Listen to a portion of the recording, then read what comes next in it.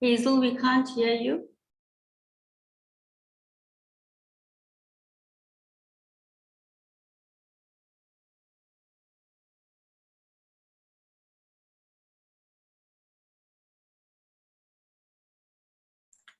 Hazel, we can't hear you.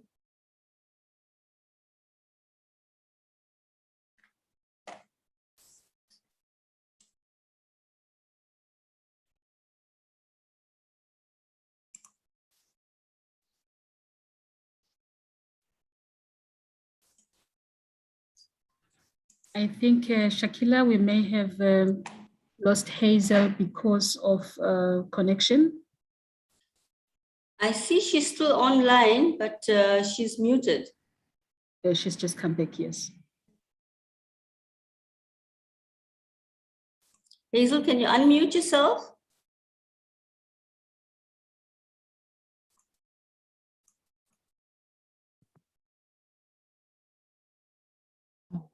I'm so sorry.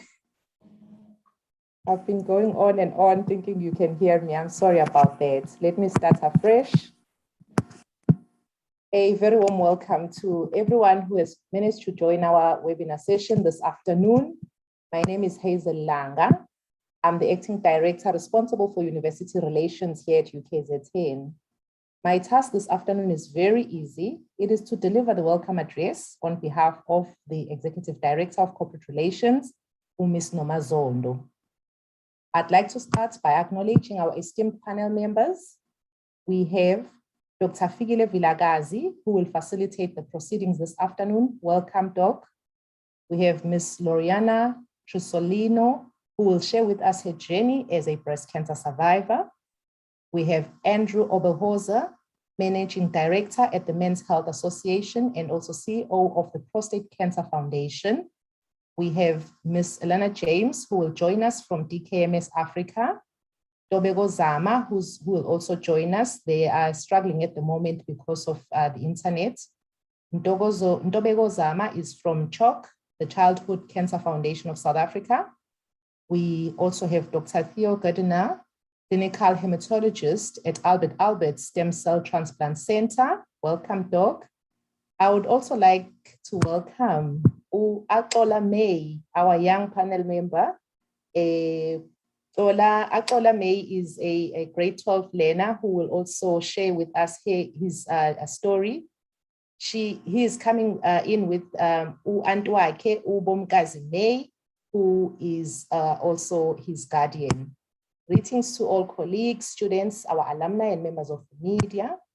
I welcome you all to this very, very important webinar discussion on cancer and how you and I can help in beating cancer. This webinar has special significance to us as the university as it marks our 5th anniversary in partnership with DKMS Africa. Some of you know them as the Sunflower Foundation. So to Elena James and your team, Olani, the university is very grateful for the continued support. But I must say, while it is possible for us to meet virtually, I really miss our in-person events where our staff and students are engaged over a cup of tea and those sweet treats, and we shared invaluable information about cancer.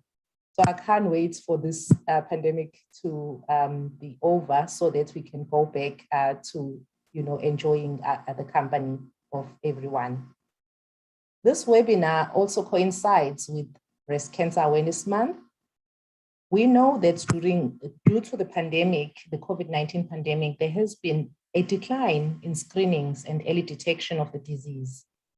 So I'd like to take this opportunity to encourage all those who have missed their mammogram screening appointments in 2020 to please visit your local breast cancer screening facility, because we all know that early detection is key to beating cancer. I'm sure, Ms. Loriana, you will support me on this call for everyone who has missed their appointment to please try by all means to get it done as soon as possible. I know in 2020 it was hard because of lockdown. I also missed my appointment, but I made it a point that at the beginning of this year, I do go. So please, let's do this, ladies.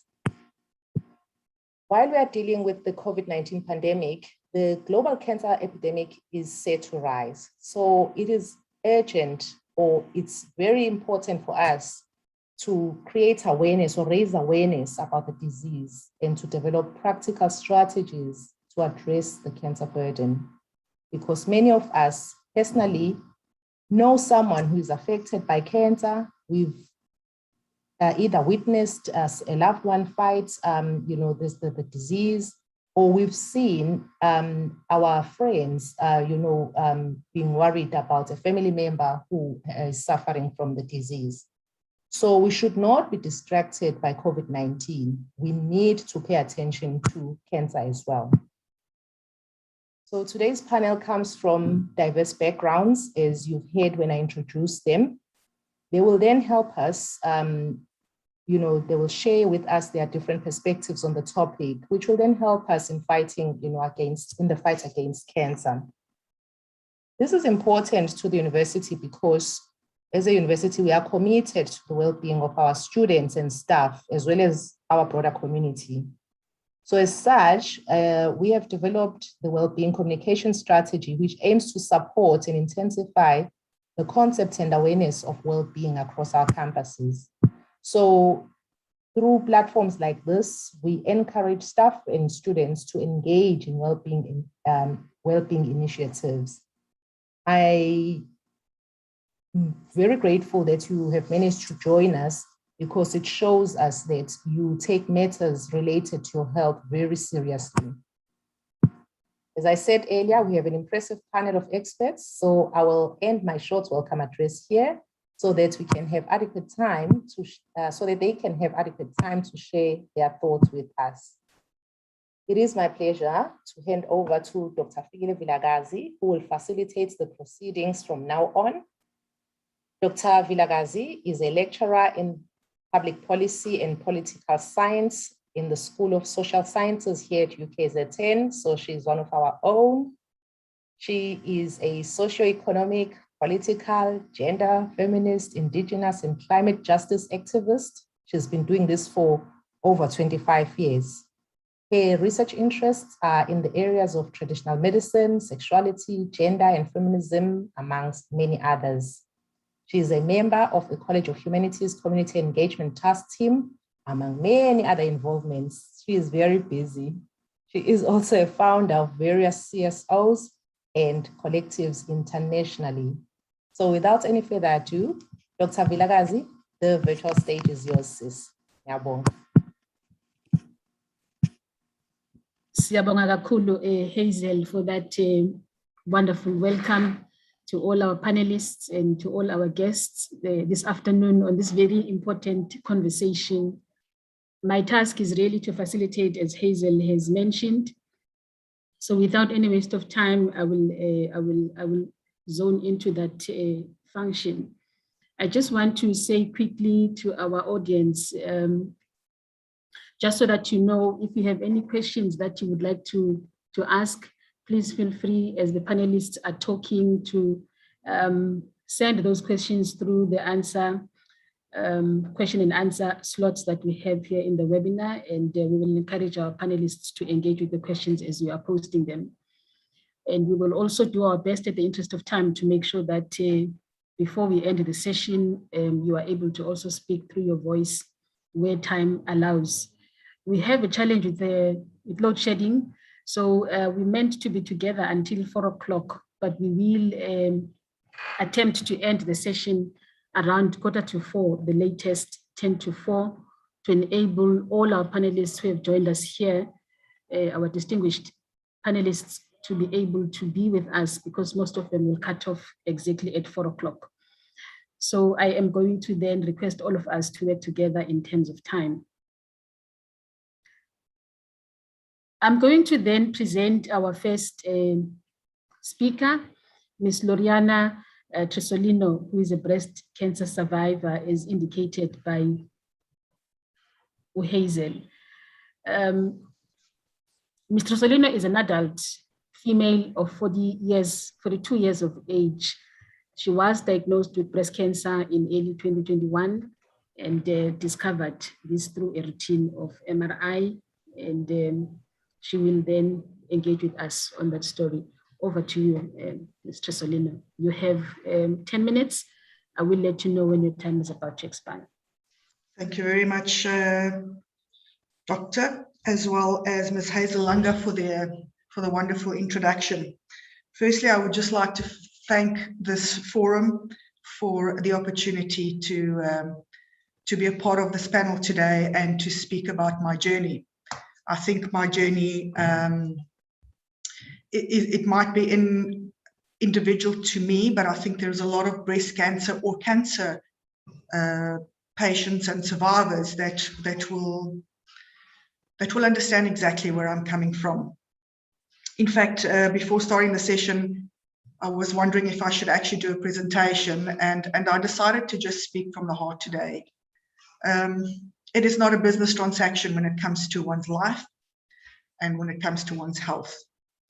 I was, in December of 2020, I went about my Christmas holidays as per usual, and I had a sudden extreme left thigh and hip pain. I kind of, waddled along for a couple of months, and in late February, it had become so severe that I could not actually walk without a crutch.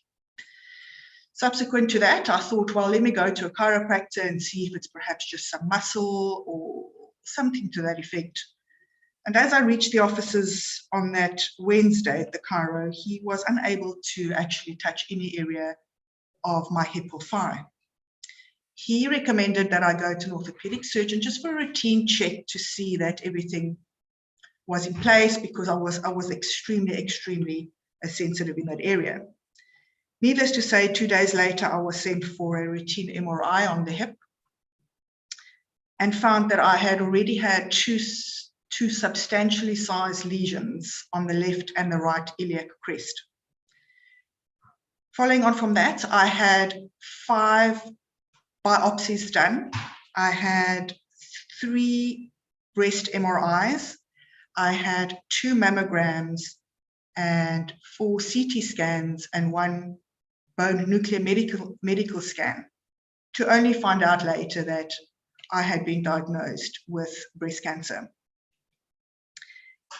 It is a life-changing event. Whether we are survivors or we are still going through it, it is a life-changing event either way. And the sad thing is, I could have really avoided this if I had exactly done what Ms. Langa said earlier, that a routine checkup, a routine mammogram is literally a 40-minute visit out of one's day or year or life. But I always had an excuse for it. I was either too busy, or my children kept me busy, or I just didn't have time. And years down the line, I regret it today. What I can say, though, that through my journey to date, I have been extremely fortunate in the responses I've had to treatment. The primary source is no longer there. So I'm currently just on maintenance and ensuring that I continue the treatments. And I think every single cancer patient is a survivor every day that they wake up for another day. As I said in my biography earlier and on our panel document, I've learned to live by 5 main principles. And the first thing that happened to me was that I rediscovered the real values in my life. And it was by no means values of any monetary value, of anything earthly. It was the value of my faith, the value of the Almighty and God's hand into everything that we do. And it's in those points where in our life where you don't have an answer, that you turn to the Heavenly Father and look for His guidance and His comfort and His support through it. The second thing that has proven to be ultimately one of the most important things has been the support of my family, my close family, my brother, my sister, my mother. It has been absolutely priceless what a simple visit and a simple support, or coming to sit with me in the doctor's rooms while I do treatment, how that changes the outlook and the value you give to the people that love you the most. It has restored relationships. Often when we are faced with certain challenges, we find that it restores within us a longing to make sure that we treat each other with love and care, irrelevant of the circumstances around us. The third thing for me was also the fact that I needed to keep moving. Irrelevant of the diagnosis, irrelevant of the pain, at some days where I really didn't feel like even getting out of bed, it was so important for me to keep moving forward as if this didn't exist. Keep moving forward with a hope to know that tomorrow is a better day, that we have support, that we have each other, that I am not alone. So it has, I would start doing things that I wouldn't before, reading books for hours on end, or just simply going for a walk to just feel things that I never felt before or never looked at before, as I did today. The fourth thing that really helped me was to remain focused on what is lying ahead of me, one step at a time. Every breast cancer or cancer patient and survivor knows that looking at a long-term plan is very difficult, where we should rather just focus on what happens now to ensure that we're doing our things correctly every day, every week, every month, to ensure that we remain healthy and we remain on track. The other thing that has been critical for me was the support of my mentor and my boss in my workplace, who has been not only a great support, but also a person that encourages me to ensure that I'm consistently taking care of my health. I'm taking care of the people around me, and I'm also ensuring that I get the rest needed. It is absolutely critical for any person that goes through this, that you have the support of the factors that matter most to you in life. And I'm grateful for every single person as attendees today that know me personally, that have supported me through this journey thus far. The last thing for me that has been critical, and I will end off with this, is that you have to trust the doctors or your oncologist that is treating you. You need to have the best opportunity to live a successful and long life. The stage of your cancer is not what defines you at all. It is your mindset. It is the way you just embrace it, to know that there is hope, there is support. Forums like these for me are new, but they have proven to be essential to staying positive and being a cancer survivor. Lastly, for everybody listening, don't focus on the present situation at all. We all need to hope for things in the future. At the end of the day, faith is believing in the unseen. Keep the faith. I'm willing to support anybody. Please reach out to me. Since my diagnosis, one of my biggest things was to reach out to others, even in my own situation. I just want to help others and support them through this journey, because it's difficult, it's hard, but we are such a close-knit community that it makes me proud to be a panelist and a cancer survivor today. Thank you again for the opportunity to be here today. Thank you very much. Wow, thank you so much. Thank you so much, Ms. Loriana. We are so proud of you. We celebrate your life. My goodness, listening to your story just makes some of us to want to live and live more and more. We appreciate sharing your journey with us. And so Thank you very much. Thank you so much for your time and for sharing. Thank you. Thank you. And for keeping up to time as well. We appreciate that. Thank you very much. Our next speaker will be Mr. Andrew Oberholzer, who is going to talk to us about what every man needs to know about prostate cancer. And I'm going to introduce Mr. Oberholzer very briefly. He is aged 59 As mentioned by Hazel, he is the managing director of the Men's Health Association, the CEO of the Prostate Cancer Foundation. Andrew was born and bred in Johannesburg. After practicing as a pediatrist for a few years, he decided on a career change and entered the pharmaceutical industry as a sales rep. He found his niche in marketing, where he worked his way up to a senior level.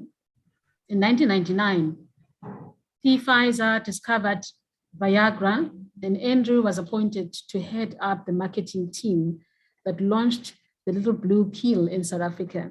Astonishingly, sales were terrible at that time. Research eventually showed that this was due to the conservative mindset that South African men had about sexual health problems. So this was the beginning of Andrew's long-standing passion for men's health.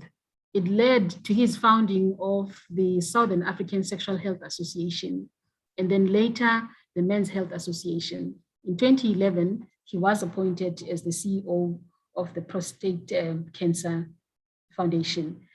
Mr. Oberholzer, we are very pleased to have you. Please take over. You have 10 minutes. Thank you very much.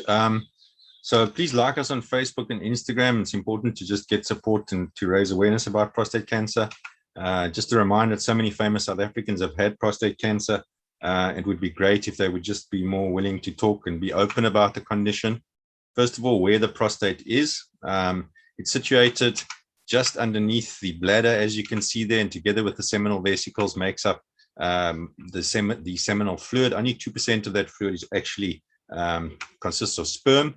Can be felt by a finger. That's called a digital rectal examination. Unfortunately, it's surrounded by nerve bundles that also give men their erections. So any cancer that spreads to those nerves or damage to them through surgery or radiation treatments can cause erectile dysfunction, which is a frustrating side effect of prostate cancer, because no nerves means no erections. It affects about 1 in 6 black guys and 1 in 9 white males. So it's about 60% higher incidence in black men. We're not sure for the exact reason for that, but we suspect there's a genetic component. There's a lot of research going into that. And also black guys are about 2.5 times more at risk for dying from prostate cancer. As we age, we're more likely to get prostate cancer. It's a big problem in South Africa, particularly because most of the men that present have either got locally advanced or metastatic disease, and at that point, the cancer is no longer curable. If we look at 5-year survival rates for prostate cancer, if it's detected early and treated, about 98% of men will be alive, but if that's only diagnosed when it has already spread or metastasized, only 30% of men will be alive. The risk factors for prostate cancer are, first of all, age. As we get older, we're more likely to get it. So most prostate cancer is diagnosed over the age of 65. As we said, race is a risk factor. Black guys tend to get it at a younger age and also a more aggressive type, and it's much more common. And then a history of breast or prostate cancer in a first-degree relative means you're more at risk as well. We haven't been able to identify any dietary factors, even smoking and obesity, as causes of prostate cancer at this point. The only modifiable risk factor for prostate cancer that we've been able to identify is the number of ejaculations a man has throughout adulthood. Guys who are having more than 21 ejaculations a month have about a 20% reduced risk of prostate cancer. So it's a nice, easy health behavior to change. We suspect the reason for that is that it gets rid of toxins within the prostate, but again, we don't have sufficient evidence. The most important message that I want to get through today is that early detection saves lives, as with all cancers. Very interesting listening to Loriana that she didn't go for a mammogram. And my key message today is, please, gentlemen, we need to go for prostate cancer screening. There's generally no symptoms of prostate cancer in the early stages. So if you're not going for screening, this cancer can progress to the point where it has spread and is metastatic. And at that point, it's not curable. Our screening guidelines from Prostate Cancer Foundation, we recommend screening from the age of 40 for all black guys and anyone with a history of breast or prostate cancer in a first-degree relative, and for men who have been diagnosed with lower urinary tract infections. For all other men, we recommend they consider screening from the age of 45.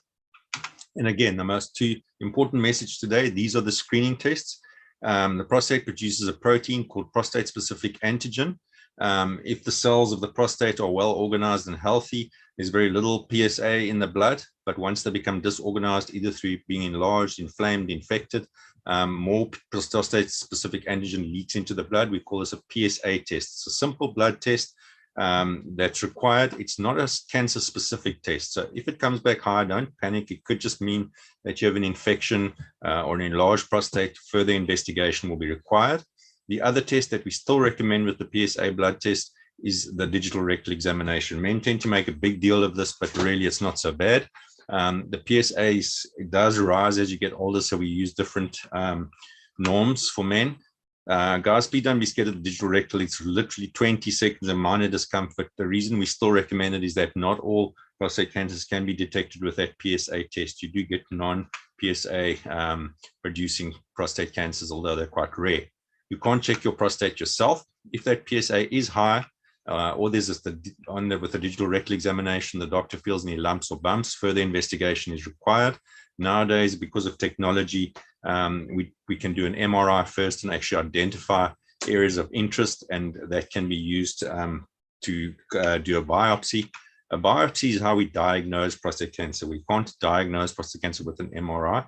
There's different ways of doing the biopsy, and the newer technologies obviously have some advantages. And basically, a biopsy involves inserting needles into different parts of the prostate to remove cells. The needles are guided because the doctors insert an ultrasound probe up the rectum so they can see where the different parts of the prostate cancer, the prostate that they're putting the needles into. These are the cells are then removed and examined under a microscope by a pathologist, and the cancer is given a Gleason grading score. And you can see on the left, the number 1 means those are pretty healthy cells. Number 5 are very unhealthy cells. They will take the 2 most common scores and add them together to get a Gleason score. So you could have a 3 plus 4, which equals 7, but obviously a 4 plus 3 is worse because the 4, if they're the most common cells, it means it's a more severe type of cancer. There are additional tests that are then done to try and detect if the cancer has spread, and then the cancer is staged. When the cancer is staged, one of the things that they'll look at is the actual tumor size within the prostate. You can see a T1 tumor is very small, a T2 tumor is slightly bigger, or it's moved to both sides. Sorry, this would be a T3 tumor here. That's locally advanced cancer, and that means the cancer is actually spread out of the prostate, broken through the capsule, and generally spreads to the seminal vesicles first. In advanced stages, the tumor actually breaks completely through the prostate, starts affecting the structures around the prostate, and unfortunately, it then gets into either the lymphatic system through the lymph vessels, which means these travel throughout the body, or the blood system, and then it can spread to other parts of the body. It generally spreads first to the bones of the pelvis and the lower spine. Prostate cancer most commonly spreads to bones, and at this point, it can spread also to the lymph nodes in other parts of the body, or it can spread to actual organs such as the liver and the kidneys and even the brain. We call those visceral metastases. And depending on where that's spread to, if it's only to bone, or if it's bone and lymph nodes, or if it's organs, that will affect basically the survival rates. When it spreads to bone, it causes a reaction in the bone, either causes abnormal buildup of bone, we call it an osteoblastic reaction, or it actually eats away sections of the bone, causes weakness in the bone there. And you can see in this particular patient, it's spread extensively throughout there. It can also affect the vertebra as well, causing spinal cord compression, which then causes pushing onto the actual spinal cord and eventually can result in paralysis. So if we catch prostate cancer in the early stages, it can be treated either with surgery or radiation. In some cases, if it's not an aggressive form, we can just keep an eye on it, and it saves patients from the side effects of the treatments there. And basically, the treatment options are external beam radiation or brachytherapy, where they insert these radioactive seeds into the prostate. And I won't go into the disadvantages and advantages of each, but all the removal of the prostate, that's called a prostatectomy. And all of these different treatments have different benefits, advantages and disadvantages. Important for patients to choose a treatment together with their healthcare practitioner and make an informed choice. We have fantastic new technologies now, which generally enable the urology surgeons to spare the nerves that surround the prostate there, and these are the nerves that give men the erections. They're also able to see better, to reattach the urethra back onto the bladder there. We call this a robotic prostatectomy, and the surgeon, in fact, doesn't even touch the patient, they use these various instruments and cameras and probes to do that. The side effects of all localized treatments, erectile dysfunction, urinary incontinence, very frustrating for men, obviously, as well. I'm going to stop at that point because I think my time is up. Metastatic prostate cancer treatment involves taking testosterone away, and unfortunately, at that point, there are massive side effects from removing testosterone in men. Thank you very much. Thank you so much, Mr. Oberholzer. You actually can take another 5 minutes if you would like to. Okay. Continue. You still have time. Yeah. All right. So just for if there is metastatic prostate cancer, this is when you start getting symptoms, unfortunately, and generally urinary symptoms. Remember, we saw how the urethra runs through from the bladder right through the prostate, but pain in the areas there, swelling because of lymph nodes being blocked. And once it spreads into bone, you start getting bone pain. These bones are more susceptible to fractures as well, or spinal cord compression can cause lack of energy, weight loss. And when we treat metastatic prostate cancer, what we have to do is actually stop the body from producing testosterone or male hormones, or stop the uptake of testosterone. You can either do that with surgical castration or using various medications to block testosterone uptake or production in different parts. We call this androgen deprivation therapy. Unfortunately, androgen deprivation therapy comes with some pretty hectic side effects that affect quality of life, because if you think of what testosterone does in men, men are going to lose sex drive, lose their erectile dysfunction, they'll have a lack of energy, experience these terrible hot flushes that can keep them awake at night, loss of muscle mass and muscle strength, weight gain, which then makes them more susceptible to cardiovascular disease. Testosterone causes bone strength, so they become more prone to osteoporosis. And it has mental effects as well, depression and a decline in cognitive function.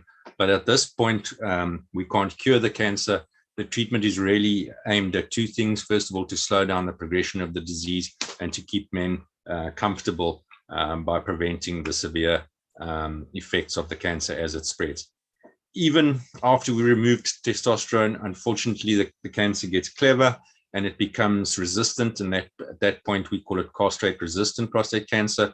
So even though the testosterone levels are at castrate levels, the cancer starts to grow again. We normally pick this up with a rising PSA test, and further imaging will be done to see how extensively it's spread.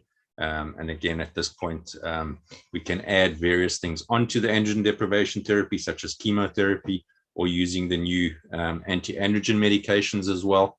Unfortunately, these are quite expensive, but the treatment at this point is generally aimed at slowing the disease progression, improving the quality of life, and increasing survival, even if it's just for a couple more months. You can imagine at this point in the cancer, you want to be able to survive as long as possible and to be as comfortable as long as possible. We also have some new exciting nuclear radionuclides therapies available as well to help, particularly with the bone metastases. There is a lot of research internationally being done in prostate cancer, and the latest data from South Africa shows that by 2030, prostate cancer will in fact be the most common cancer in South Africa. So I think I'll end off on that point. So my final take-home message really for all the men today is please go for the tests. I think at the end of the day, the screening is essentially the most important thing, because there are no symptoms of prostate cancer in the early stages. So please, we say, don't wait till it's too late. Take the test. So if you're a man over the age of 40 and you haven't had your prostate checked, or if you've got a father or uncle, please encourage them to go for screening. Early detection saves lives at the end of the day. Thank you very much.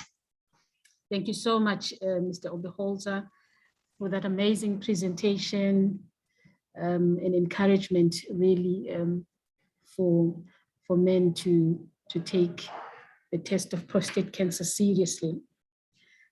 We appreciate that. Without any waste of time, I'm going to encourage our attendees, anybody that is attending, to please continue to share your questions that you may have in the Q&A session. They will certainly be attended to. And to sincerely apologize to Loriana, I have been made aware that I should have given you 15 minutes, but I gave you 10. which is why the time was extended for Mr. Oberholzer, and sincere apologies about that. I would like to then bring in our next speaker, Dr. Theo Cardena, who is a clinical hematologist, who is going to talk to us about the introduction to stem cells, continuing from the conversation that we've just had. And just a brief introduction about Dr. Theo Cardena. He completed his MBCHB studies at the University of Pretoria in 2003 before completing an additional degree in hematopathology at the University of Cape Town. With a passion for oncology and intense interest in his field, he then subspecialized in clinical hematology. Based at Midstream Mediclinic, Dr. Theo Cardena practices as a clinical hematologist focused on the bone marrow biopsies, genetic testing for hematological malignancies, apologies for spelling there, full diagnostic services for the investigation and management of high or low blood counts, administration of chemotherapy and immunological agents, as well as the evaluation for stem cell transplantation. His hobbies include photography and traveling. And without any waste of time, I'm going to hand over to you, Dr. Theo Cardena, to please take us through your conversation. You have 10 minutes.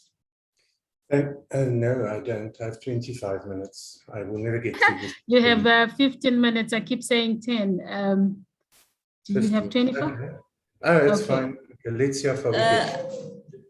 Yes. Yes, half an hour, if I'm not mistaken. Okay, it's a big topic to get through, so I'm going to move quickly. So today I'm going to speak to you about what is cancer, what the constituents of blood are, how blood and glandular cancers are classified briefly, and what the treatments are, and then the principles and the practicalities of stem cell transplantation. So if we start, what is cancer? Cancer is an uncontrolled growth or proliferation of cells that are unresponsive to the regulatory elements in the host environment. It's a clonal growth, so all these cells are carbon copies of one another. Cancer always has underlying genetic mutations.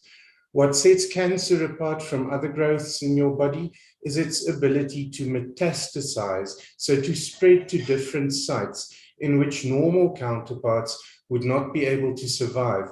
So if I have prostate cancer that goes to my bone, normal prostate tissue will not be able to survive in the bone, it will die. So cancer can metastasize, and that is one of the cardinal defining features of cancer. So every person has at any time some cancer cells circulating in their bodies, and it's the job of our immune system to recognize and eliminate these cells before they multiply and become unrestrained in their growth.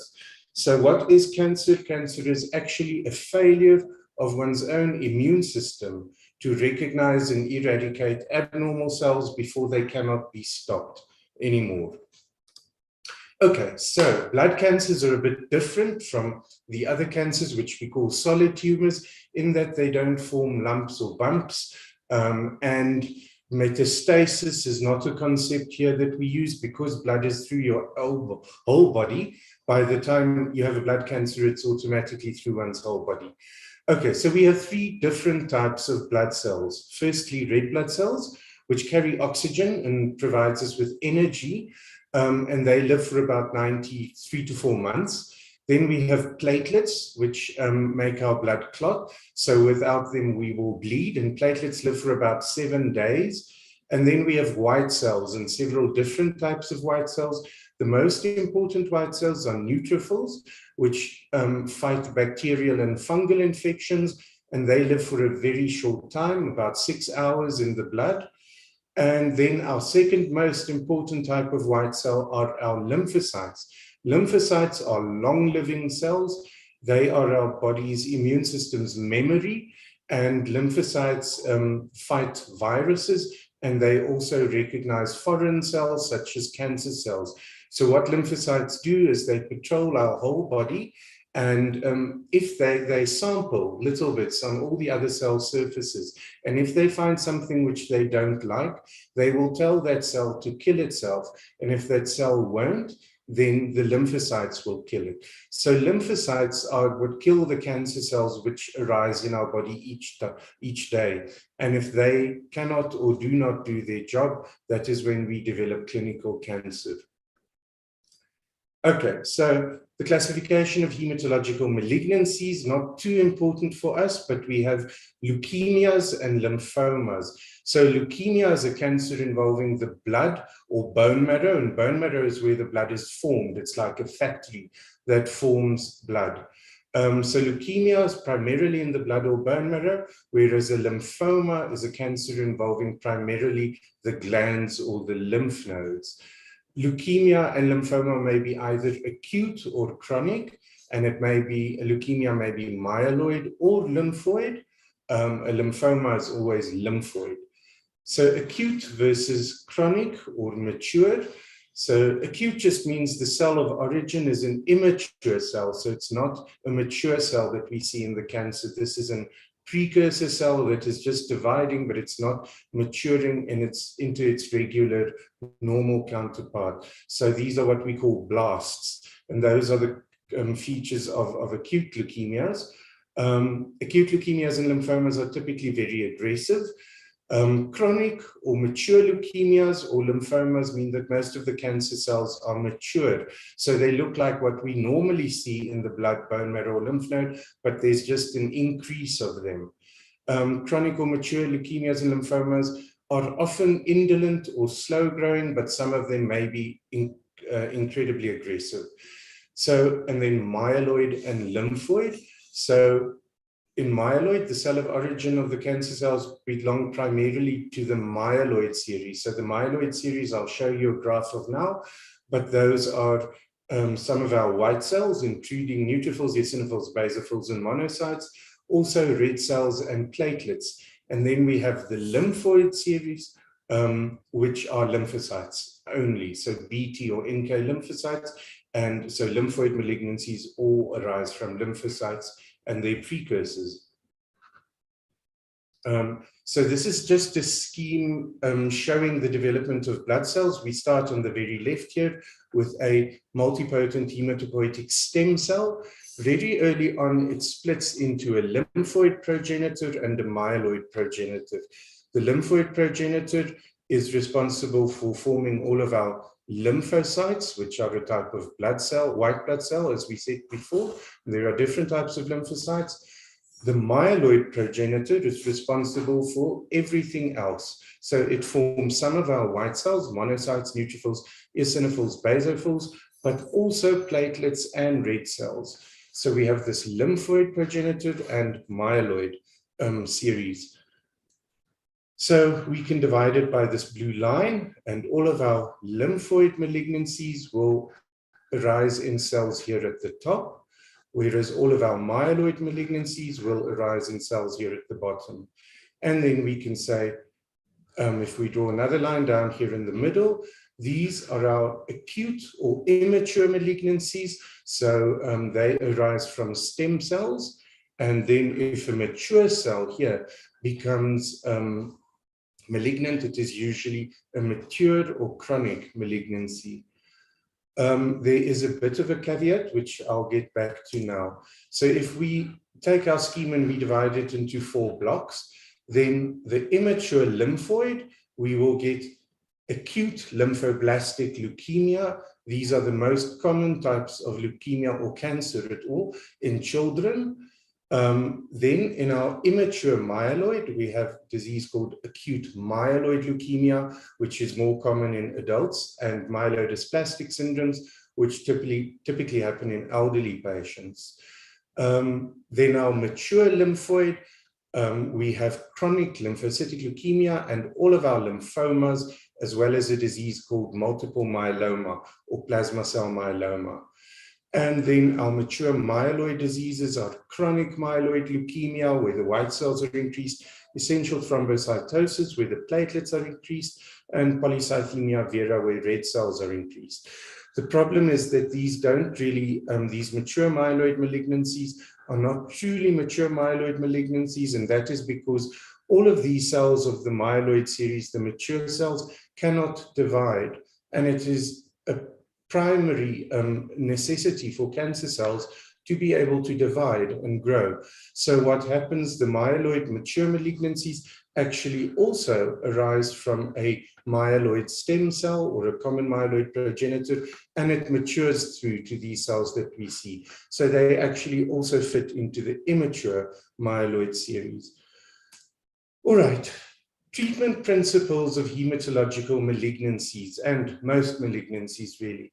Firstly, we start off with chemotherapy. So chemotherapy are poisons or toxins that we either inject into veins or we give orally. These interfere with cell division. So cells that are dividing fast will die, not just cancer cells, but other cells that divide fast too. And so their toxicity is very much related to the effect on rapidly growing cells. So they suppress the bone marrow, which is the most active tissue in your body. The gut, they can cause sores in the gut, they can cause nausea, vomiting, and diarrhea. And the hair follicles, so many of them will cause hair loss. Some chemotherapy agents may cause secondary malignancy. So because of the damage they cause another type of cancer to happen. But luckily, the risk of this is so low that we do not forego on chemotherapy. Radiotherapy, which is like an X-ray treatment, is completely painless while people get it. It's a localized treatment that also causes cells that are dividing to die. The toxicity is related to the effects on both rapidly growing cells, but only in the area of treatment. Radiotherapy is a very damaging treatment. It works very well for many cancers, but it causes damage, and the negative effects may be seen years after therapy only. And also, like chemotherapy, it may cause secondary malignancies, especially hematological malignancies like acute myeloid leukemia. And this is especially true if large areas of the bone marrow are irradiated during treatment. And then there is a huge field of biological agents and targeted therapies.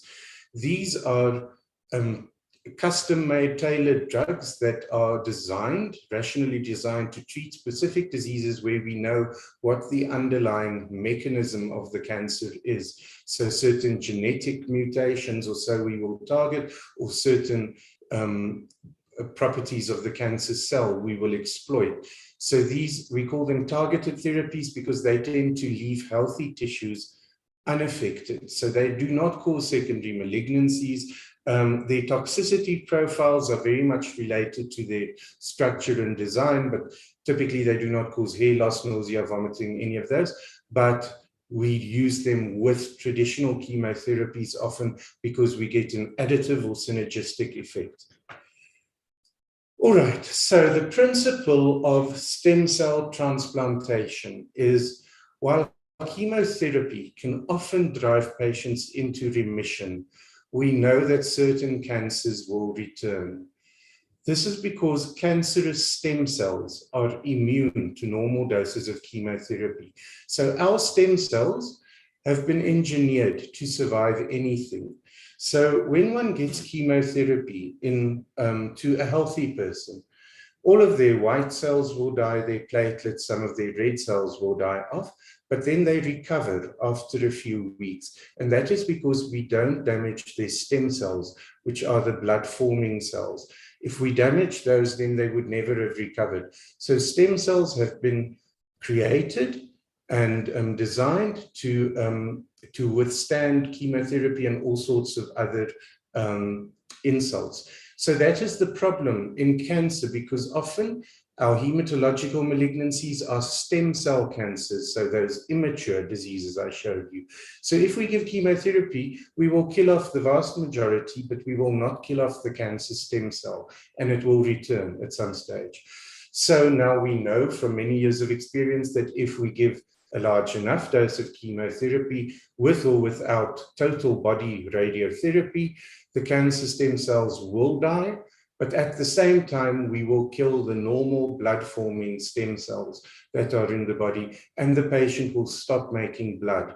This patient will die unless rescued by another source of stem cells. So sources of stem cells, where we can find them, we can go and collect them directly from the bone marrow. This is quite invasive because we take roughly 1 to 2 liters of bone marrow. So we usually perform this in theater from a donor under anesthetic. We can use mobilized peripheral blood stem cells. So this is where we give a donor growth factors, which mobilize the stem cells so that they start circulating in the blood for a short period of time. And then with a procedure known as apheresis, we can take off a little bit of the donor's blood, take out the stem cells from there, put the blood back, and repeat this process until we've processed a couple of times their whole body volume. And then we end up with a little bag that is enriched for stem cells. And then cord blood stem cells are frozen. When a child is born, they are collected from the cord, and they can be frozen and used for transplant later. There are also 2 types of transplant. The one is an autologous transplant. So an autologous transplant, the patient is their own donor, so their own stem cells are used. This is quite a safe form of transplant. I just want to see, yeah, so we'll go back to that now. And then one has an allogeneic stem cell transplant where stem cells from another donor is used. And allogeneic stem cell transplants can further be divided up into matched related donor. So if you have a sibling and you get cancer, there's about a 30% chance of that sibling being a full match for you. And I'll tell you what matching means now. Then you have a matched unrelated donor.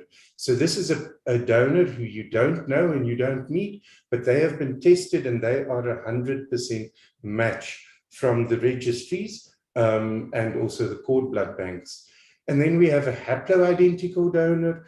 This is a slightly trickier form of stem cell transplant. These are patients or donors who have a 50% match to the patient, and it will usually be a parent or a child. Okay, so if we go back to this thing, we see that the vast majority of our malignancies are immature or stem cell malignancies. These patients cannot have autologous stem cell transplantations because if we collect their own stem cells, there is no way of separating healthy stem cells from cancerous stem cells. So if we transplant them with their own stem cells, we will basically be giving their cancer back to them. On the right top-hand corner, these lymphomas and things, these are mature cells. So these are the diseases we often treat with autologous stem cell transplantation, but all of the ones on the left here, we will not treat with autologous. These patients need a donor and they need new stem cells. So the matching or HLA typing, it's performed on the blood of the patient and the donor. There are 5 main gene groups that we test. They must match 100% or otherwise the risk of rejection is very high. It's expensive and it is difficult. So in the past, only partially typed donors were listed in the registries. So we had to go and guess whether someone would be a match and then spend a lot of money to type them further. So the typical search for a matched unrelated donor in the past used to take about 6 to 8 months, which is far too long for most patients to wait. Nowadays, we have high-resolution, fully typed donors available in the registry. It literally takes 5 to 10 minutes to see worldwide what is available in terms of donors. So there have been massive improvements also in the funding models in South Africa and the search times. Most patients experience far easier access to a source of stem cells, which improves patient outcomes significantly. Okay, so how does it work, the stem cell transplantation? The patient is admitted into the hospital, into an isolation unit. What I mean by an isolation unit is they're in their own room. It's very limited visitations from family. They have minimal contact with hospital staff. They cannot exit that room. They cannot go outside, walk in the garden. The room is specially designed, the air is filtered and there's laminar airflow, which means all the air flows out of the room. The sewage and waste is carefully managed so that it cannot bring up germs or bacteria. There are special diets to prevent bacterial infections, and all the visitors and staff are heavily are dressed in protective equipment, and that is all to minimize any risk to the patient of getting an infection. So the patient is administered doses of chemotherapy and or radiotherapy over several days. At the time, this does not make the patient sick, but the cumulative effect is enough to destroy all of their stem cells and they stop making blood. After a few days rest, which we give them for all this chemotherapy and the poisons to get out of the body, because we do not want the new stem cells to be damaged by the chemotherapy. So we rest them a few days and then we give them the new stem cells. These can be either frozen, as is often the case when it's a patient's own stem cells, so an autologous transplant. Usually when we get them from a donor, they are nice and fresh, and we infuse them into the bloodstream. Patients are often very disappointed because they expect a stem cell transplantation is some kind of surgery or something. It's not. It's literally like a blood transfusion, and it runs in over about 10 minutes. These new stem cells, when they are in the blood, they recognize that there has been damage in the bone marrow, and they will swim and find the bone marrow and go and sit there and slowly start making new blood. This takes about 10 to 20 days before we start seeing new blood cells. During this time, the patient produces no blood whatsoever. So they have no red blood cells. This leads to anemia, fatigue, and in severe cases can lead to heart failure and death. Luckily, we can transfuse them with red cells because we said earlier on that red cells have a lifespan of 3 to 4 months. So they are easy to get off the shelf and give. Then they also produce no platelets, so they can have life-threatening spontaneous bleeds without hurting themselves. So we give them platelet transfusions. It's not very effective because, as we said before, platelets only live for 7 days. So by the time someone has donated platelets and we give it back, those platelets are often already 5 days old and they last a day or two before they're gone again. But we do it, and especially if a patient has a bleed, we will do it. White blood cells are the problem. So we've said that neutrophils, which are the most important white blood cells to fight funguses and fungi and bacteria, live only for 6 hours. So there is practically no way that we can give a patient white cell transfusions. And it is for this reason that they are in the isolation unit, because for this period of 10 to 20 days, they will have absolutely no white cells. And something like a very slight infection, which the rest of us won't even feel sick about, can kill them because they have no immune system.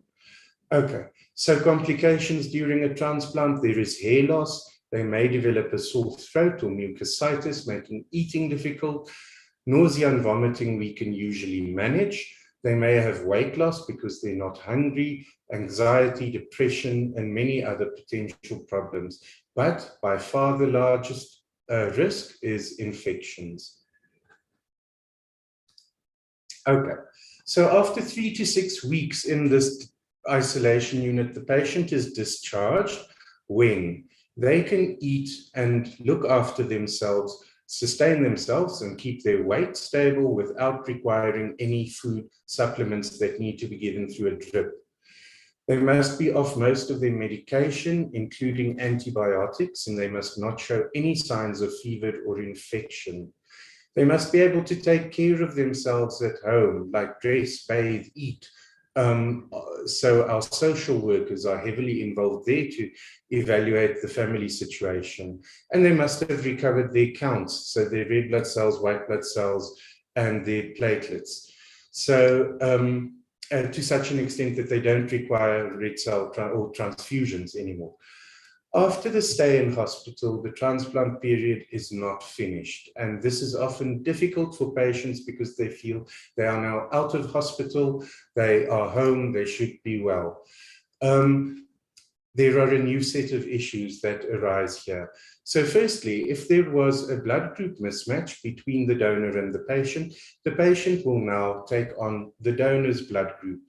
That's usually not a problem, but sometimes it can cause a problem with rejection of the graft or poor engraftment, and then their blood counts remain low.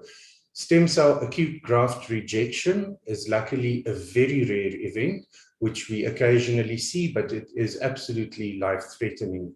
They may get during this time atypical viral and fungal infections, which will typically not affect healthy people.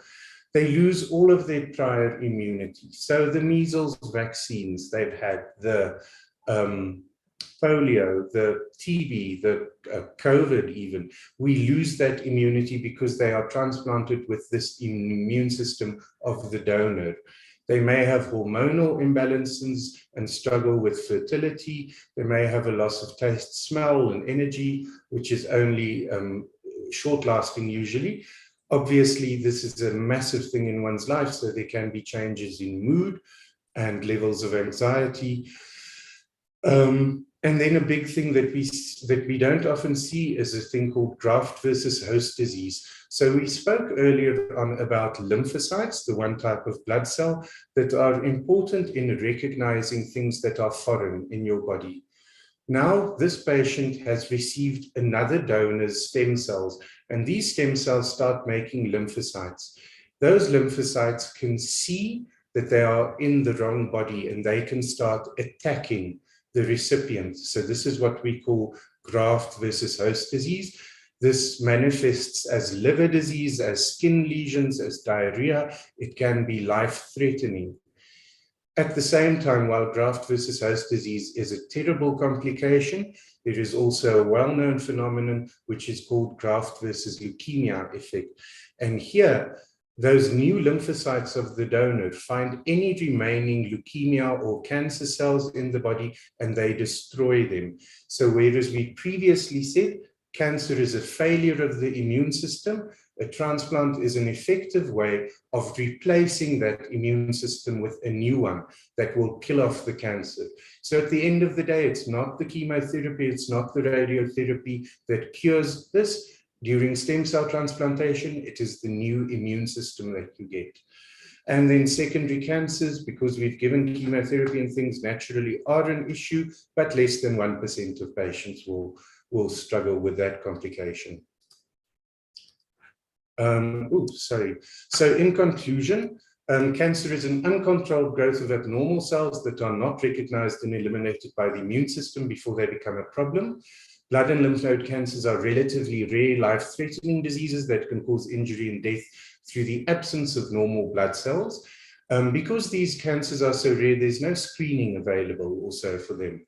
They behave differently from other cancers. They typically do not form lumps or tumors, and they cannot metastasize since they are already throughout the body at diagnosis. Many blood cancers can be driven into remission by chemotherapy and other treatments, but will return as the cancerous cells survive the insult. So this high-dose therapy, a stem cell transplant, is made to kill off any remaining stem cells, but with the knowledge that we also kill off the normal blood-forming stem cells, and the patient will stop producing blood. So the cessation or the stopping of blood production leads to the complications of anemia, infections, and bleeding. The infections are by far the most serious complication, as all prior immunity is erased. And because the failure of the immune system is to blame for the development of the cancer, replacement of the immune system by a new one is often curative, where chemotherapy and other treatments fail. And lastly, while stem cell transplantation is often the only curative answer for many patients, they remain at lifelong risk of complications such as infections, graft versus host disease, and secondary cancers. And with that, I thank you.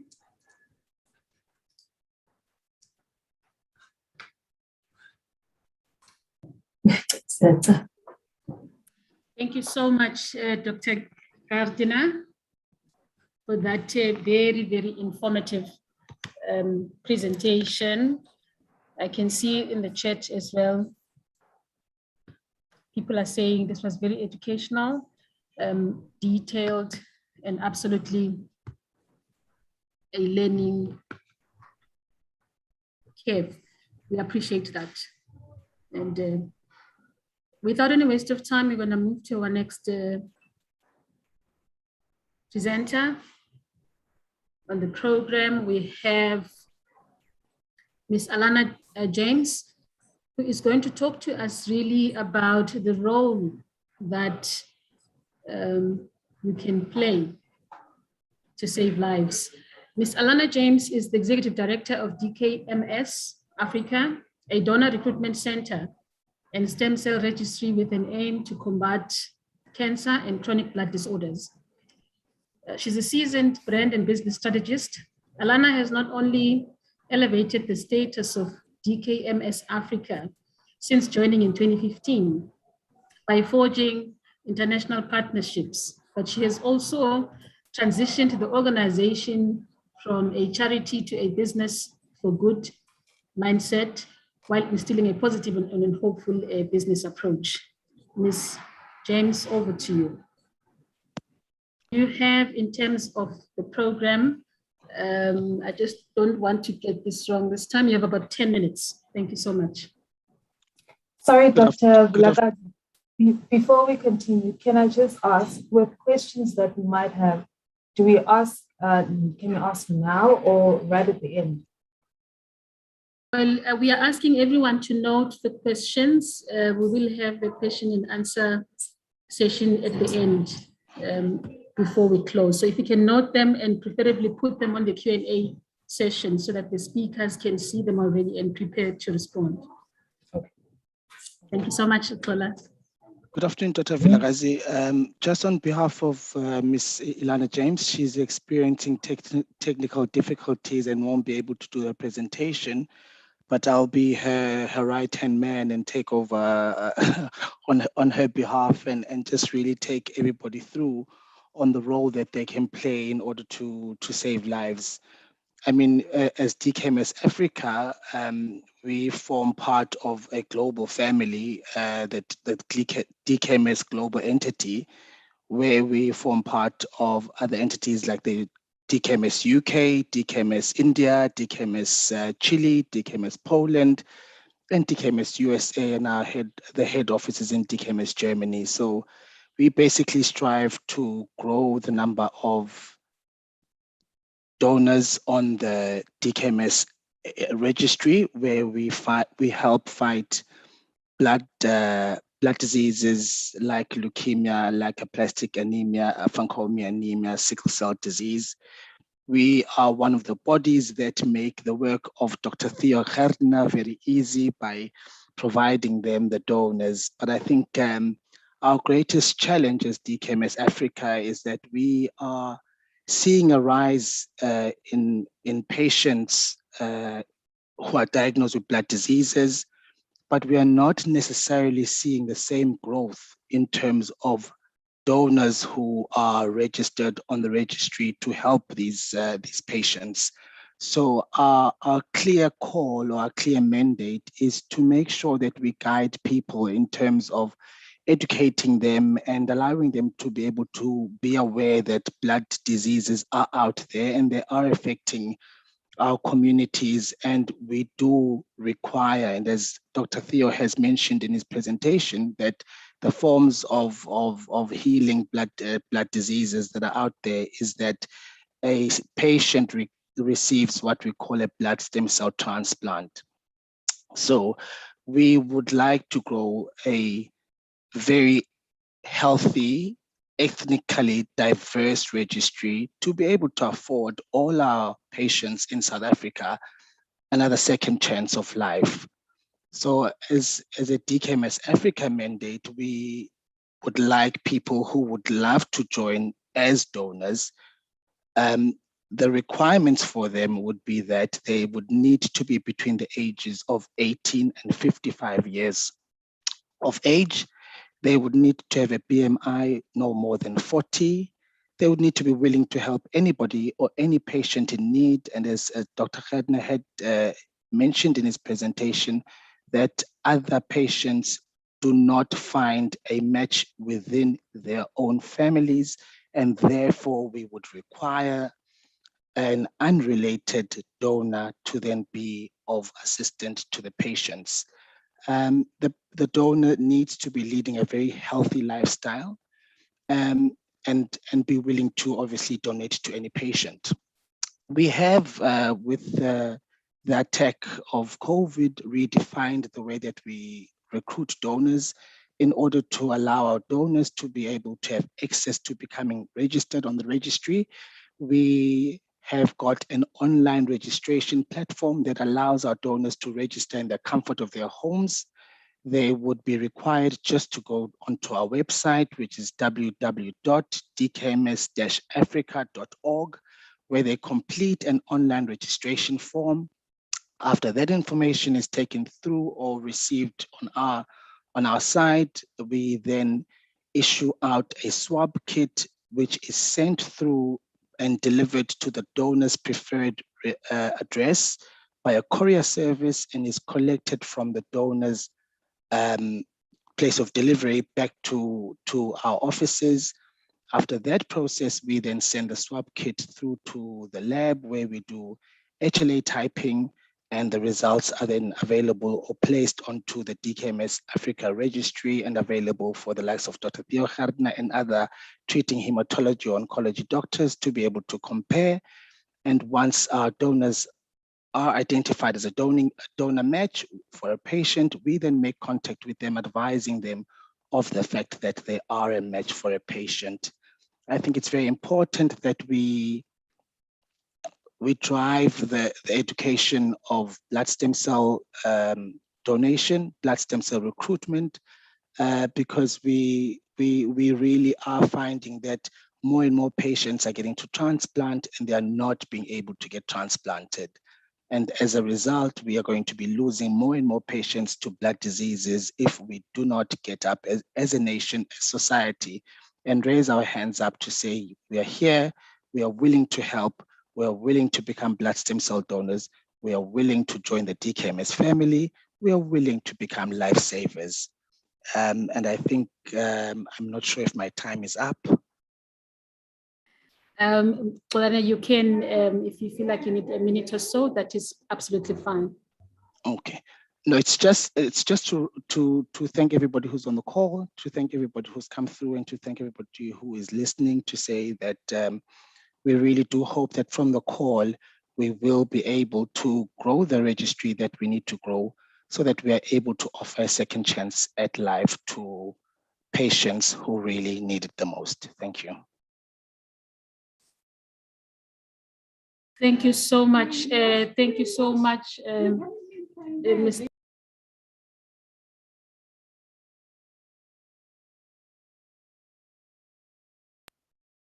Sorry about that. Thank you so much for such a very informative presentation. I just want to bring in Smangele Kize from the chat room, saying the presentation is very educational and was talking about Dr. Cardena's presentation. We're learning very, very important information pertaining to cancer. And somebody also agrees with Smangele in the chat room from the people attending. I think it's Beckett Smith who is saying, I agree. Very, very informative. Palisa Mokomele as well is saying, this very detailed lesson on stem cell is really, really informative. We appreciate it. Nontobeko says, thank you so much, Mr. Fawani, for your conversation and your presentation. We appreciate you.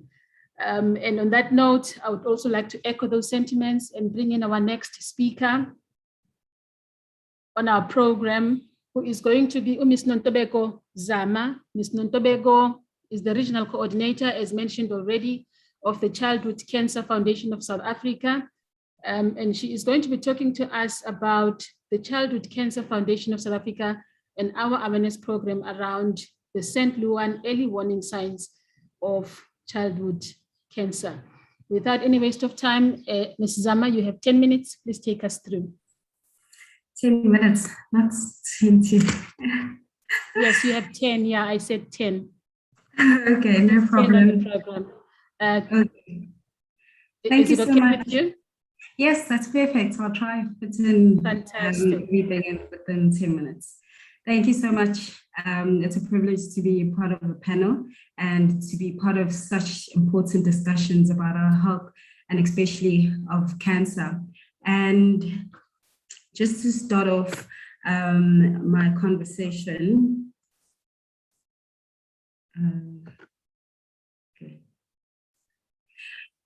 wanted to start off with statistics, which will give us a perspective of the realities that are faced within childhood cancers. So 151 million children should be diagnosed with childhood cancer. And according to the accepted population incidence rates in South Africa, we should have 1,800 to 2,000 children diagnosed yearly, children under the age of 12. But only 50% of those children are actually getting to treatment facilities and getting the treatment that they should. And this concerns us that the rest of these children are dying undiagnosed. And the sad part is that in developed countries, the survival rate is 80 to 90%. Yet in South Africa, it's 55% of survival rate. So the sad part is that children are dying as a matter of consequence of where they were born, which is very sad. But in a good spirit, over the last 2 decades, childhood cancer has increased globally by 2%, by 13%. So there are many difficulties that children face that hinder them into accessing healthcare. And one of these is shortage of healthcare facilities, treatments, and specialists. This is mainly because, for example, in KZN, there are only 2 government hospitals that treat a child with cancer, and that's Grace Hospital and Inkosi Albert Lutuli Hospital. So whether a child is from Newcastle, Mkanyagode, they would have to come to either one of these 2 hospitals. That's if they're not in the private healthcare. So a shortage of health facilities is a huge problem. And the lack of awareness about the early warning signs of a child with cancer. So people aren't aware of childhood cancer, and most people think that children can't get cancer, which goes into another problem, which is the myths and beliefs that people have around childhood cancers. People believe that cancer is contagious. Children don't get cancer. Cancer is a white man's disease. Black children don't get cancers. One cannot survive cancer, and there's nothing that they can do once they're told that their child has cancer.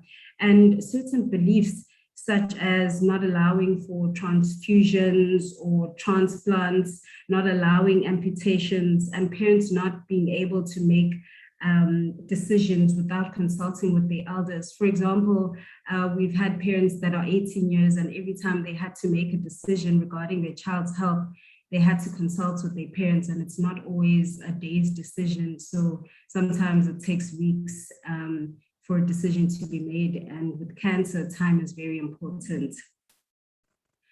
So what CHOC does is it prioritizes raising awareness of childhood cancers.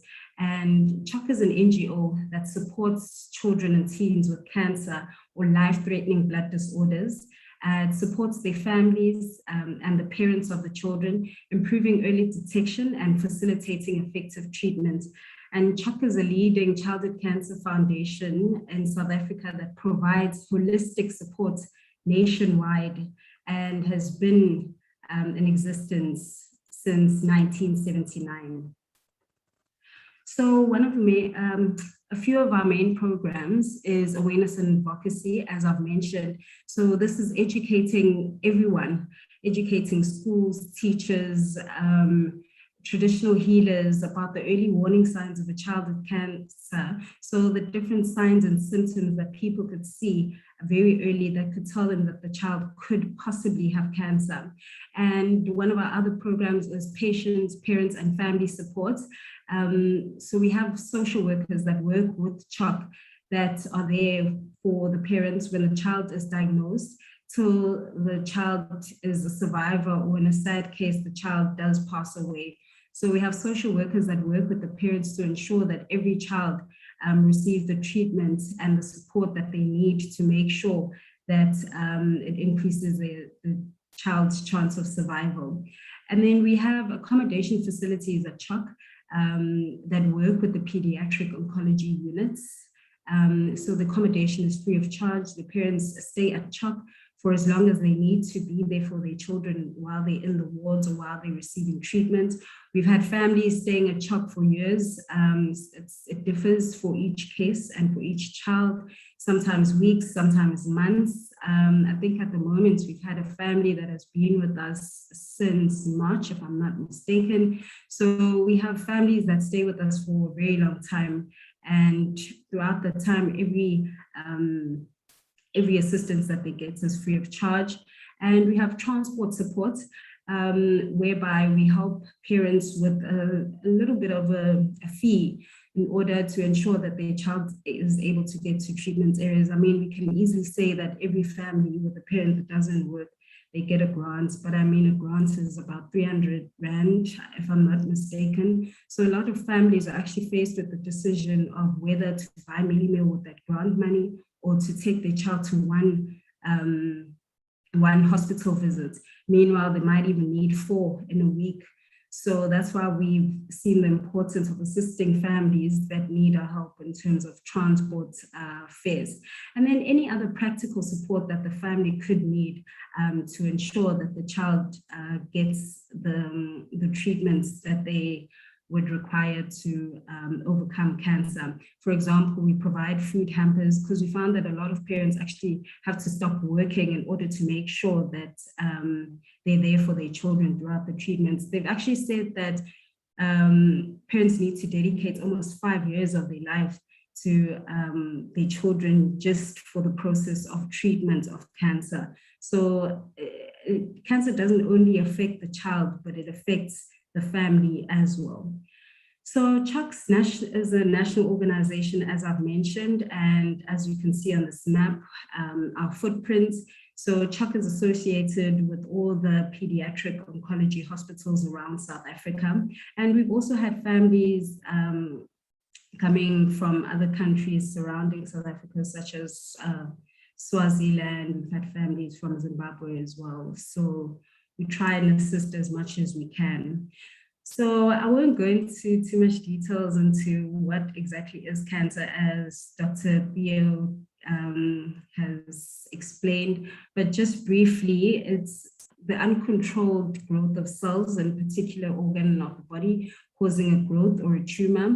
These cancer cells can spread to other parts of the body, and if cancer cells are not stopped, the disease will eventually lead to disabilities and or the death of the child. And cancer cells occur in children are generally different to those adults.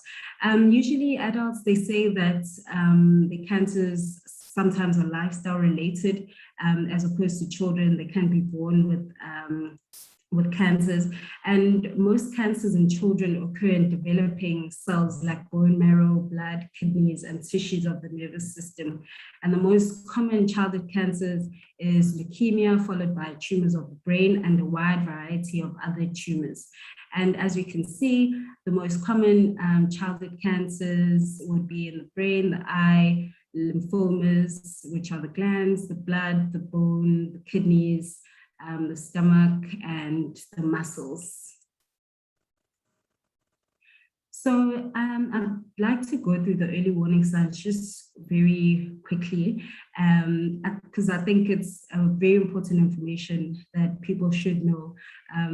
Not all of us have children, but I mean, we have nephews, nieces, siblings as well, and even a neighbor's child. It's information that I think is very important for everyone to at least have an idea of the different things that they can look out for in children that could tell them that the child could possibly have cancer. So the early warning signs were named after Saint Siluan, who was a Russian monk that died in Mount Athos in 1938. He prayed for humanity, and the early warning signs were named after him. And the early warning signs were compiled by the South African Children Cancer Study Group and are now used throughout the world. So the different letters of Siluan stand for different things that you can look out for. S sick. So we encourage parents and guardians to seek for persistent symptoms. Should they receive treatment and the symptoms don't go away on completion of treatment, they seek help from the same doctor or clinic. And when symptoms are gone after treatment and come back, they seek for help. We found that a lot of parents, once their child maybe complains of a headache and they go to a doctor, they start ignoring it. And because we know that the South African healthcare system is very tiresome, some parents tend to give up and they, no, so-and-so always complains of a headache, like it's their thing now. So we discourage that and we ask that parents really seek for help. And I is for the eye. So there are a number of things that you can look out for in a child's eye that could tell you that the child could possibly have cancer. One of them is a white spot in the eye. It can be a cancer of the eye. A new squint or a new blindness can be a cancer of the brain. So we're not talking about a child that is born with a squint or was born blind, but something that develops over time. And a bulging eye can be a cancer of the eye that has been there for long, or it can be a cancer behind the eye. So that cancer is sort of pushing out the eye to almost come out of the socket. So what the doctors do is a red reflex examination of the eyes. So basically a light is reflected in the child's eyes. I know sometimes schools have like eye tests and things like that. So they will reflect a light in the child's eyes. And as you can see in this image, there's red spots. That means your eyes are healthy. I know in the olden days when you used to take pictures with those cameras with flashes, we used to see those eyes. So that means our eyes were healthy actually, as much as it was annoying on pictures. So the red reflex, so as you can see in this eye, that red reflex is absent. So that could mean that there's a problem with that child's eye. And we see now that it's a bit abnormal. We see that white spots in the eye. So these are all red flags. And that new squint. So these are just examples of how one could identify some eye cancers. And please note that all the symptoms that I'm talking about, I'm not saying they are definitely cancer, but it's something that it could be on the radar. I mean, if you've had different types of treatments and it's not working. And then L is for lump. So the lumps can be anywhere in the body. It can be in the abdomen, pelvis, head, neck, limbs, the testes, or the glands. But every lump must be referred, especially if it's a new lump and you haven't seen it on your child before, whether it's hard, soft. I always say it's better safe than sorry. And sometimes when you get TB, you get lumps as well, but they say that those lumps should go away after 2 weeks of treatment. If they don't go away, you stick to the same doctor or clinic and they will know that, okay, I've tried this type of treatment and it hasn't worked, and it could possibly be a cancerous lump. But they say that cancer lumps are generally hard and they grow. So when I talk of hard, when you touch your elbow, they're usually as hard as that and they would grow. So here are examples of some lumps and glands and some lumps that could be anywhere in the body. And U for unexplained. So we say that parents need to look out for unexplained fever for more than 2 weeks, unexplained loss of weight and appetite, unexplained paleness, unexplained fatigue, unexplained easy bruising or bleeding. So with the bruising, your child could go to bed without any marks on their body and wake up with some bruises. So that's a huge red flag. And bleeding, so constant bleeding that doesn't stop as well. So here's an example on the child's leg. We can see that there are some bruises. So the child wouldn't have been hit by anything. So those bruises would have just developed on their own. So that's a huge red flag. And we say that parents need to be very aware of their children. And maybe when they're giving their children a bath, they need to check and touch. And one way to check for paleness is to just look inside in the inside of the eye. A natural color should be a pink in color, but when it's white, that's a huge red flag that there is a problem. And A is for aching. So a child should never get backaches. Backaches are for adults, grown people. So if a child is complaining of a sore back, that is a huge red flag, and the parent definitely needs to send the child to seek for help. And aching bones, backache, and easy fractures are usually associated with leukemia. So a child would literally be walking and bump themselves on a table and they would break, like they break their bones. So that's a huge red flag, easy fractures. And aching bones and joints indicates the cancer of the bone, which usually affects children in their adolescence. So here are a few examples of some tumors. And the last one is neurological. So neurological deals with the functioning of the brain. And as we all know, the brain controls everything that we do, the way we walk, talk, etc. So here you'd see signs of a regression of milestones. So when a child is born, they will start sitting and then they'll crawl and then they'll start holding on to things and standing. So here the child is going backwards. So maybe they were standing and now they'd rather sit, or they were starting to walk and now they can't walk and they'd rather lie down. So that's the regression of their milestones. And you notice a change or deterioration in walk or balance or speech. So maybe they might have a bit of a limp, or they might not be able to walk straight. So those are signs that there's something affecting the functioning of the brain. And you might also notice the slurred speech. So you can't really tell what the child is saying, or they're starting to speak differently. And a headache for more than a week with or without vomiting. And this is sometimes projectile vomiting. So a child would literally just vomit and afterwards there'd be like nothing happened. So that's a huge red flag. And an enlarging head. I mean, a child's head is supposed to grow, but this is more of an exponential growth that is a bit abnormal. So as I've said that brain tumors, depending on the location of the brain, it will affect certain behaviors of the child. For example, I spoke of the squint and the blindness that will be in the optical lobe. That will mean the tumor is in the optical lobe.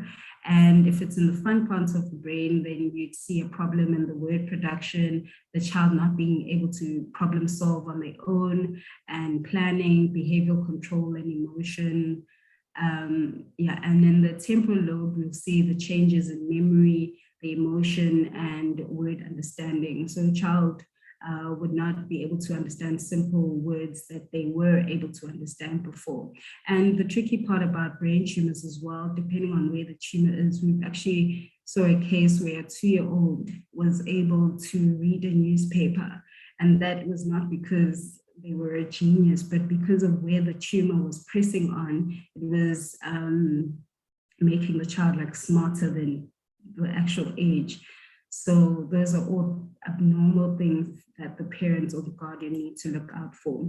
So again, with the treatment, as Dr. Theo has said in more detail, early diagnosis equals shorter treatment, which means less disabilities, and different treatment options are chemotherapy, radiation.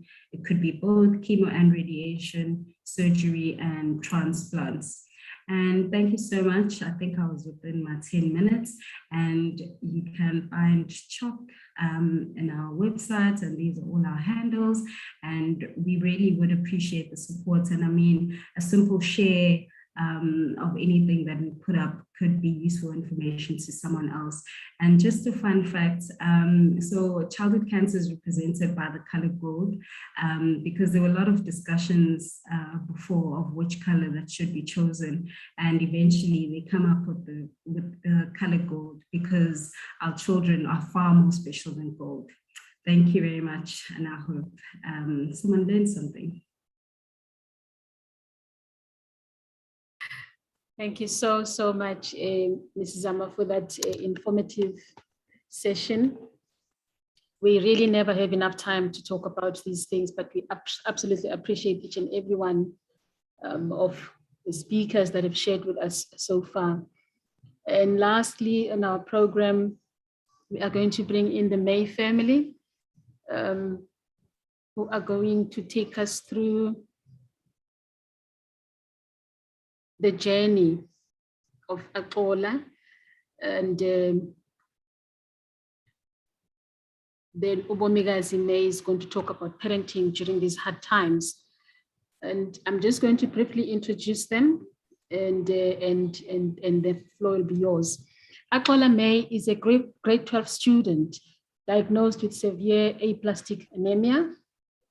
16-year-old Axola, an avid rugby player, life was turned upside down following a blood disorder. Diagnosis early in 2021. He was diagnosed with the life-threatening blood disease, severe aplastic anemia, a condition whereby bone marrow fails to produce enough blood cells. Axola's condition is critical, and many patients of African descent and those of mixed race are at a distinct disadvantage due to the low number of registered donors from Black, colored, and Indian population groups in the global donor database. This is why DKMS Africa urges everyone to register, as Mr. Hlongwane was talking, to grow an ethnically diverse registry in order to give Axola a better chance of finding a perfect match. And I'm going to also just quickly, in the same breath, introduce Ubomikazi May, who is Axola's aunt and guardian. Ubomikazi works in the retail solutions sector and is a mother to 3, including Axola, who was diagnosed with severe aplastic anemia early in 2021. She's highly passionate about creating awareness about blood disorders and finding a blood stem cell match for Axola. And you both have 6 to 7 minutes each to speak and share your beautiful story with us. Over to you. Thank you so much, Dr. Vilakazi. I'd like to greet everyone on the panel. I'd like to also greet everyone who's listening in the webinar. My name is Ubomikazi May. And I'm Axola May. And we're here just to basically take you through our journey as a family. And he will be speaking on his behalf personally, and then I'll just take in after him. So you go ahead.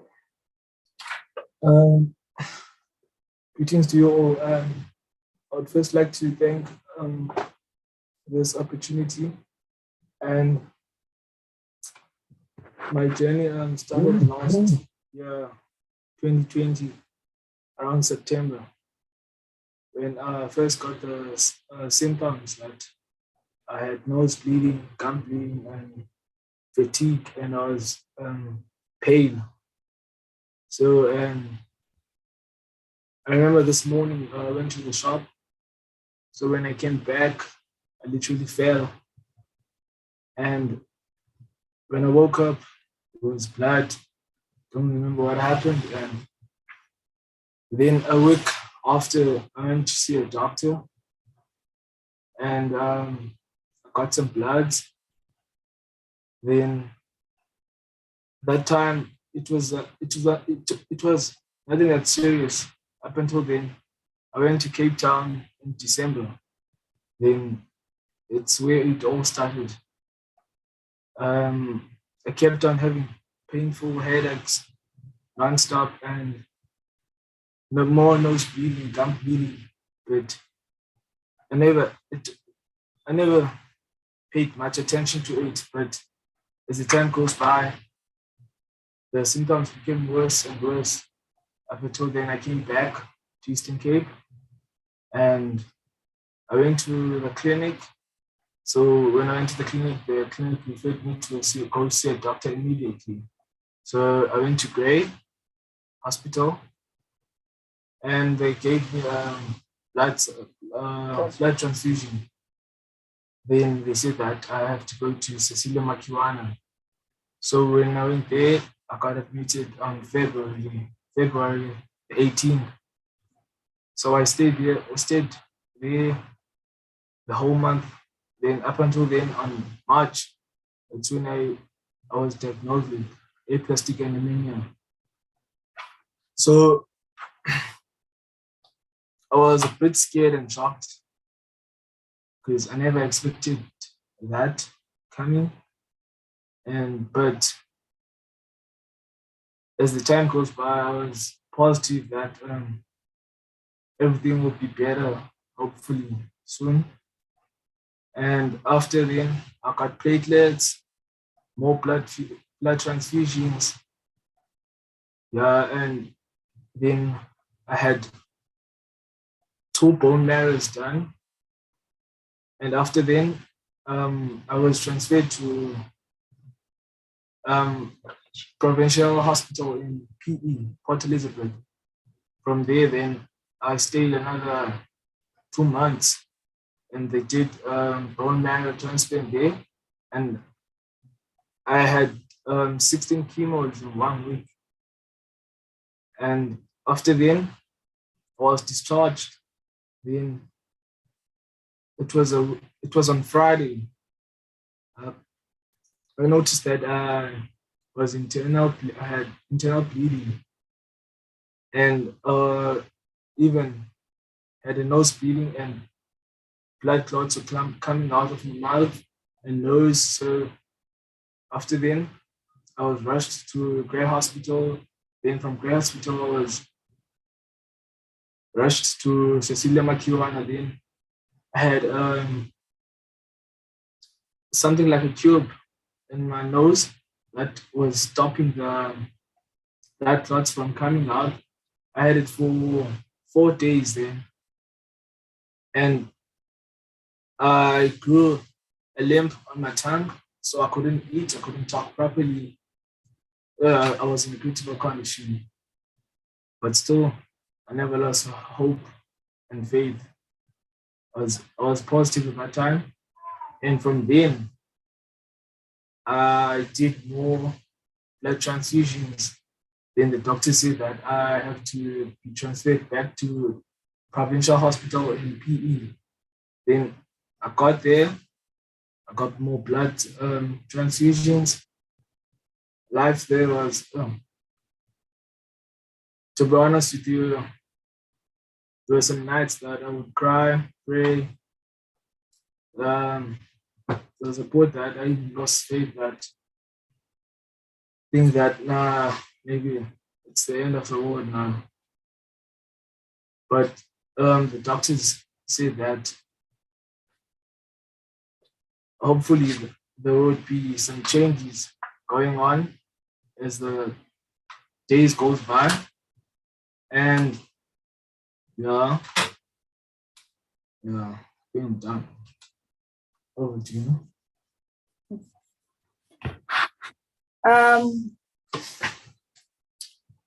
7 minutes would never be enough to explain or go through 7 months of the kind of experience that we've gone through as a family. I think everyone can see a head peeking in from my right hand, that is my mother. But I will say this: it's been a whirlwind of emotions. Psychological adjustments had to be done. Mental adjustments had to be done. You're never ready as a family to get such a diagnosis. You're never ready to be told that your child, your loved one, is or has a life-threatening disease. Remember, blood disorders, cancer, are almost taboo in Black societies. As Black people, I feel like we're oblivious to the fact that these diseases, they exist amongst our societies. And so for me, the minute I got the diagnosis from the doctor, my mind went blank. You can tell me of breast cancer. You can probably tell me of almost all the other common cancers. But when you come up with a blood disorder such as severe aplastic anemia, I almost wanted the doctor to repeat himself time and time again. But it has helped and redirected my thinking. And it came to a point where I saw that the only disadvantage we have as a Black person coming from urban township society is that the lack of knowledge that we have, the lack of understanding that we have regarding these kind of diseases.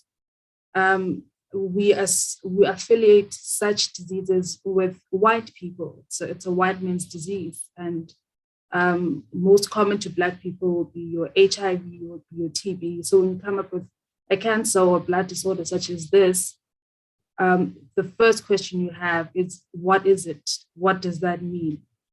So in the process of having to find a donor for him, it was actually a process where we had to explain the little that we know of the disease and the little understanding we had to share with family members, with friends, and everyone, even strangers that came through.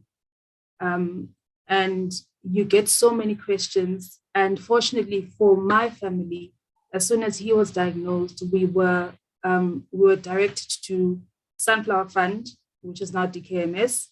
And the support we got from Tracy, from Kolani, from Alison, from Alana, is the same support I wish every Black family coming from different backgrounds, disadvantaged backgrounds, I wish they had that kind of support. And I wish that they had that kind of drive that I had to push myself to do anything and everything I can to help Uaxola in his journey, because that's the promise I made to him. I remember sitting with him in PE. He was at his worst. And I said to him, I will do anything and everything in my power to walk with you in this journey.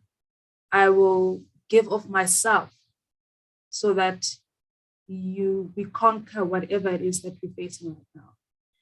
And that is what I want. That is what we want to do for every other Black family that is going through what we are going through. And to an extent that our own family members, they did not understand what it is that he is going through. They did not understand the diagnosis. They saw him walking about. He looked healthy, he looked good, and he was at his stable point when they saw him. So the fact that he had this blood disorder, he had this disease, it was like, it can't be. If he has any form of cancer or if it is serious as we put it out, then he's supposed to be bedridden. So those are the kind of misconceptions that we face every day. Those are the misconceptions we get from strangers, from family members. And I wish these kind of platforms would be platforms that would reach the likes of people that are in the dead ends of Transkei. I remember meeting a young man who was with Uaxola in PE. And just by chatting and trying to lighten them up, I discovered that he had come from the rural parts of Transkei. And he had to take about 2 or 3 taxis to get to PE. And it was not as easy as Uaxola, where I would drive up and get him from the hospital or visit. And he did not have that family support that Uaxola had. And we have so many of those families. I believe there are many stories like his that are out there in the rural parts. If anyone understands Eastern Cape, or probably all the other provinces like your Limpopo, your Mpumalanga, where you get mostly rural areas, you'll understand or you get an idea that the knowledge is not there, the awareness is not there, And I said to Akola, I said, let us take this as an opportunity to reach out to people like you. As much as it's painful for us, as much as it's painful to see you go through this, but now you've become the one person that will steer other Black children from disadvantaged backgrounds, from backgrounds like you, that will steer them into the right direction to have access to foundations like KMS. I hear of CHOP now, and I've never heard of CHOP before. So this is a learning curve. This is me reaching out to anyone and everyone who can assist Wakola to get a donor. He's a 16-year-old. He is starting off his life. He has dreams.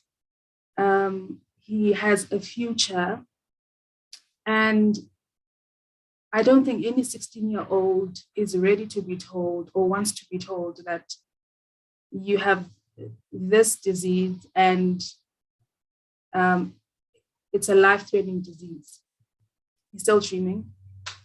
I think everyone could hear that he's a very positive person. He's rubbed it off on me at a time where I felt like I'm carrying my entire family. I'm carrying the situation by myself. I'm breaking down.